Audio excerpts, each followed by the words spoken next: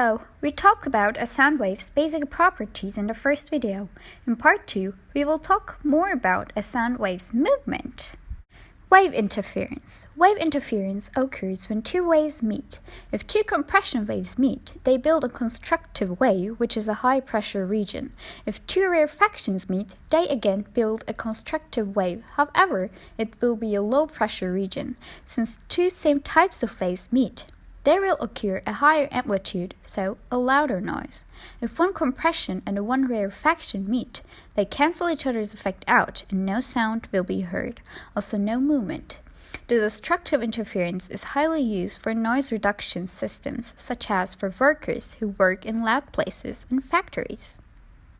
We know that music is basically specific frequencies that occur continuously. We can say that the biggest difference between music and noise is that music has a clear mathematical relationship. In music, often two notes are played together to create a pleasing sound. The ratio of an octave is 2:1. An octave has a wave interference and this results a clear whole number ratio. By contrast, dissonant intervals do not result a repeating and a clear ratio. This sound is perceived by humans as displeasing. Where constructive interferences repeatedly occurs are called antinodes. Where destructive interferences repeatedly occurs are called nodes. The Doppler effect. Check her with Giaffoni working him. Everyone must have experienced the annoying ambulance siren as it passes quickly beside you and then goes away. You should have noticed that the pitch gets slower as it passes away.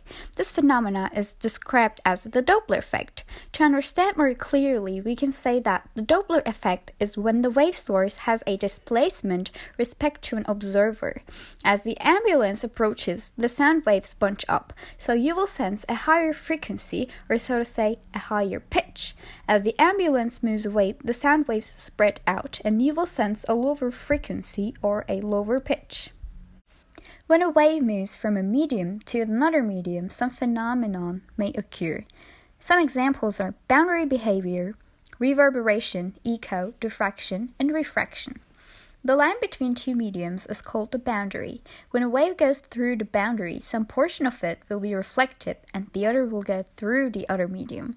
The behavior of a wave or pulse upon reaching the end of a medium is referred to as boundary behavior. There can happen some phenomenon when a wave moves. Reverberation and echo. When a reflection of a wave reaches the human ear in less than 0.1 seconds, it is called reverberation. If it's more than 0.1 seconds, it's called echoes. In reverberation, humans will sense the sound as a prolonged sound. In echo, it will be sensed like the same sound repeating. If the room or medium is rough, the echo will result better because it will point a specific region, unlike smooth balls.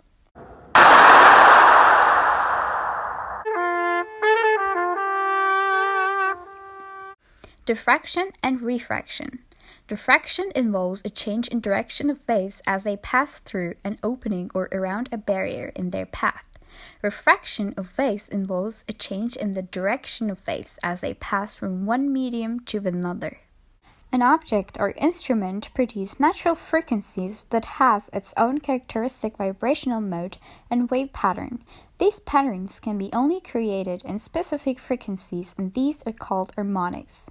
The best way to represent it is using a rope. The rope must be held from both sides. Both ends are considered as nodes because they have no displacement. Between two nodes, there must be an antinode. The most fundamental harmonic is then a standing wave with two nodes and one antinode. This harmonic would have the longest wavelength and lowest frequency. This is called first harmonic of an instrument. To look at the correlation between wavelength and string length, we should investigate more harmonics. The second harmonic will occur by adding one more note to the pattern. Then there will be two antinodes and three nodes. This way, also one full wave will be created. To conclude, the second harmonic is equal to the string wave.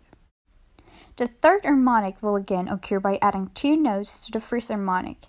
Then there will establish four nodes and three antinodes.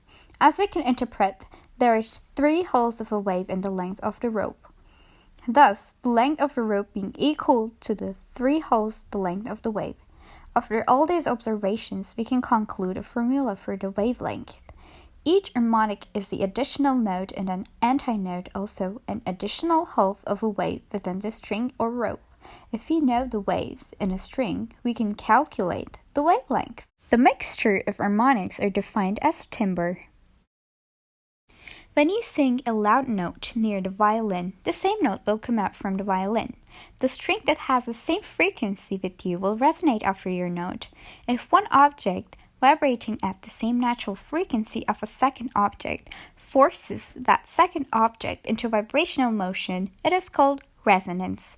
Resonance is not only important for musical instruments, it is also important in engineering for building bridges and etc.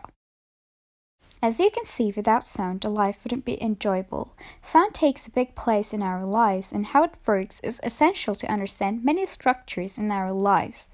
Waves in general is one of the most fundamental topics in physics. For example, ultrasonography uses sound waves to understand the baby's situation in his mother's tummy.